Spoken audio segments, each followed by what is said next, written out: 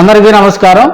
ఒకసారి మనం కొండేపి స్థితిగతులను కనుక మనం పరిశీలిస్తున్నట్లయితే తెలుగుదేశం పార్టీ అసెంబ్లీ అభ్యర్థిగా కూడా కొండపి నియోజకవర్గం నుంచి స్థానిక ఎమ్మెల్యేగా ఉన్నటువంటి డోలా శ్రీ బాలవీరాంజనేయ స్వామి బరిలో ఉన్నారు.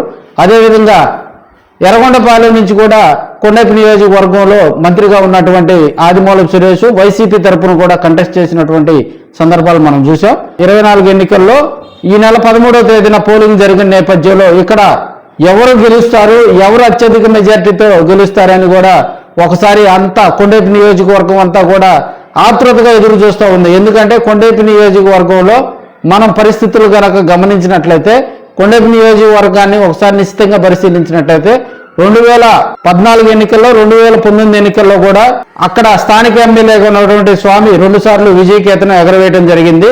ఒకసారి జూపూడి ప్రభాకర్ మీద గెలిచి మరోసారి పిడిసిసి బ్యాంక్ చైర్మన్ గా నిన్నటి వరకు చేసినటువంటి డాక్టర్ మాదాసి వెంకయ్య మీద కూడా ఆయన విజయకేతనం ఎగరేయడం జరిగింది.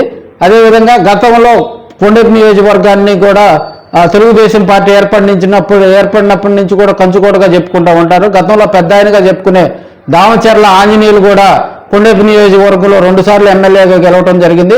ఒకసారి గుండపనేని అచ్యుత్ కుమార్ మీద, మరోసారి పోతుల రామారావు మీద కూడా ఆయన విజయకేతనం ఎగరవేసి మంత్రిగా కూడా చేయడం జరిగింది.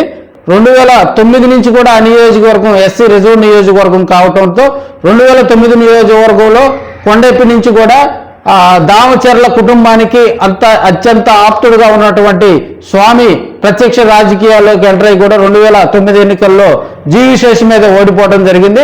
తదనంతరం రాష్ట్రం విడిపోయిన తర్వాత కూడా 2 సార్లు ఎన్నికలు జరిగినాయి. 2014, 2019 ఈ 2 ఎన్నికల్లో కూడా స్వామి విజయకేతనం ఎగరవేయడం జరిగింది. ఇక్కడ ఆది నుంచి కూడా కొండపి నియోజకవర్గంలో కమ్మ కులానికి చెందినటువంటి వారు గ్రామాల్లో ఆధిపత్యం ప్రదర్శిస్తూ ఉంటారు.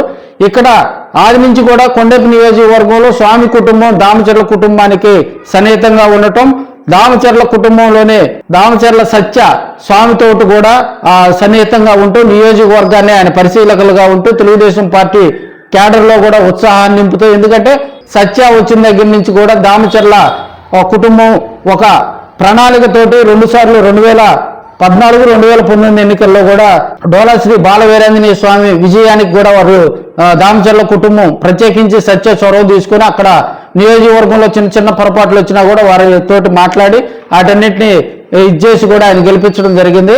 అయితే 2024 ఎన్నికల్లో కొండపి నియోజకవర్గాన్ని ప్రతిష్టాత్మకంగా కూడా తీసుకొని జగన్మోహన్ రెడ్డి ఇక్కడ ఆదిమూలపు సురేష్ని ఇక్కడ బరిలో దించారు. అయితే ఆదిమూలపు సురేష్ ప్రభావం ఎంతవరకు ఉంచింది అంటే 2 సార్లు ఎమ్మెల్యేగా గెలిచినటువంటి స్వామి మళ్ళీ 3వ సారి విజయకేతనం ఎగరేస్తారు అని కూడా కొంతమంది రాజకీయ విశ్లేషకులు చెబుతున్నారు. ఫస్ట్ నుంచి కూడా దామచర్ల కుటుంబం ఈ నియోజకవర్గంలో పాతుకుపోయింది. వారు కొన్ని గ్రామాల సేవా కార్యక్రమాలతో పాటు కార్యకర్తలకు దామచర్ల సత్య ఆధ్వర్యంలో కూడా కార్యకర్తలందరూ కాపాడుకుంటారు కాబట్టి మరొకరు గెలిచే అవకాశాలు లేవని క్యాడర్ అయితే చెబుతుంది. అయితే వైసీపీ శ్రేణుల్లో కూడా ఇక్కడ మనం గమనించినట్టయితే ఆదిమూలపు సురేష్ నియోజకవర్గంలో వచ్చిన దగ్గర నుంచి కూడా అందరినీ సమీకృతం చేసి అన్ని కులాలను కలుపుకొని కూడా ప్రచార కార్యక్రమాలు చేపట్టారు. ఆదిమూలపు సురేష్ కూడా ఈసారి అక్కడ గట్టి పోటీ ఇచ్చాడని కూడా వారు చెప్తా ఉన్నారు. అయితే కొండపి నియోజకవర్గంలో బలమైనటువంటి కమ్మ సామాజిక వర్గ క్యాడర్ ఉంది కాబట్టి ఈ నియోజకవర్గంతో ఒంగోలు నియోజకవర్గం, అటు కందుకూరు నియోజకవర్గం, కొంత సినీ ప్రముఖులు కూడా భారీ స్థాయిలో ఒక పేరున్నటువంటి నాయకులందరూ కూడా కొండపి నియోజకవర్గంతో మిళితమై ఉన్నారు కాబట్టి కొన్ని గ్రామాలను వాళ్ళు దత్తత తీసుకుని కూడా తెలుగుదేశం పార్టీ విజయానికి కృషి చేస్తారని వారందరూ కూడా ఘంటాపథంగా చెబుతున్నారు.